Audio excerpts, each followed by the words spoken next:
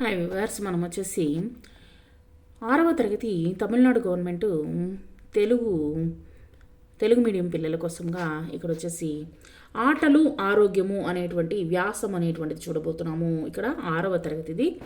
ఆరోగ్యమే మహాభాగ్యము అని అన్నారు మన పెద్దలు. అంటే ఏ రోగం రాకుండా జీవించడమే గొప్ప సంపద అని అర్థం అనమాట. సో ఆటల వలన మనకు ఆరోగ్యం అనేటువంటిది చేకూరుతుంది. మనిషి ఆరోగ్యానికి పోషకాహారం ఎంత ముఖ్యమో ఆటలు వ్యాయామం కూడా అంతే ముఖ్యము. ఆటలు పలు రకాలు. సాధారణంగా ఆటలన్నీ కొన్ని నిబంధనలను అనుసరించి ఆడుతారు. అంటే కొన్ని మనం వచ్చేసి ఒక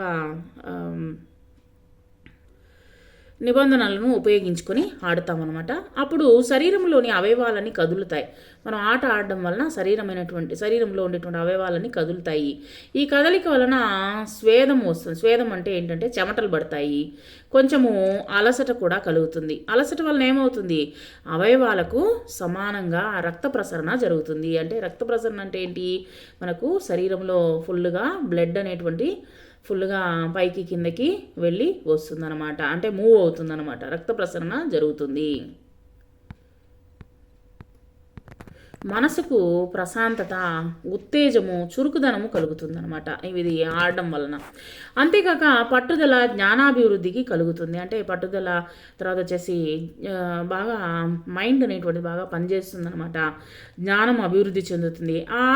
ఈ ఆటల్లో ప్రావీణ్యం పొందినటువంటి వారిని చూసి స్పందన కలిగి విద్యార్థులలో సాంఘీభావము ఏర్పడుతుంది. అంటే ఇప్పుడు వచ్చేసి ఎవరైనా వాళ్ళు స్పోర్ట్స్ అనేటువంటిది ఆటలు ఆడుతున్నటువంటి పిల్లల్ని చూసి వీళ్ళు కూడా ఏం చేస్తారంటే మేము కూడా అలాంటి ఆటలు ఆడాలి అనేటువంటిది ప్రతి ఒక్కరిలో ఆ యొక్క భావన అనేటువంటిది ఏర్పడుతుందన్నమాట.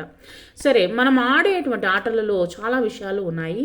చెడుగుడు ఆట వలన శరీర అవయవాలన్నీ కదిలి పటుత్వం ఏర్పడుతుంది. ఖోఖో ఆట వలన కాళ్లకు పుష్టి కలుగుతుంది. చెస్ ఆడటం వలన మేధా సంపత్తి పెరుగుతుంది. తెలివితేటలతో అంటే మైండ్ సంబంధించింది అనమాట. తర్వాత క్యారమ్స్ ఆడటం వలన సూక్ష్మగ్రాహిక కలదు. అంటే సూక్ష్మంగా గ్రహించడం అనమాట. ఏకాగ్రత కలుగుతుంది. బుద్ధి మాంద్యం అనేటువంటిది తొలగిపోతుంది.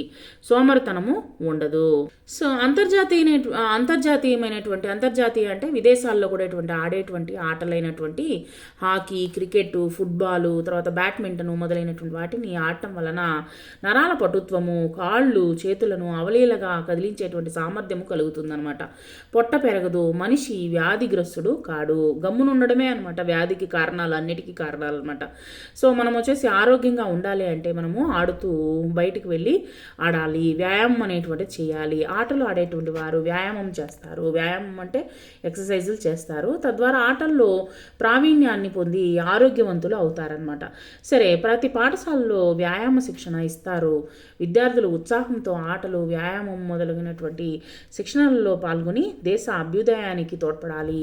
పౌరులందరూ ఆరోగ్యవంతులుగా ఉన్నప్పుడే దేశము అభివృద్ధి అనేటువంటిది సాధ్యమవుతుంది.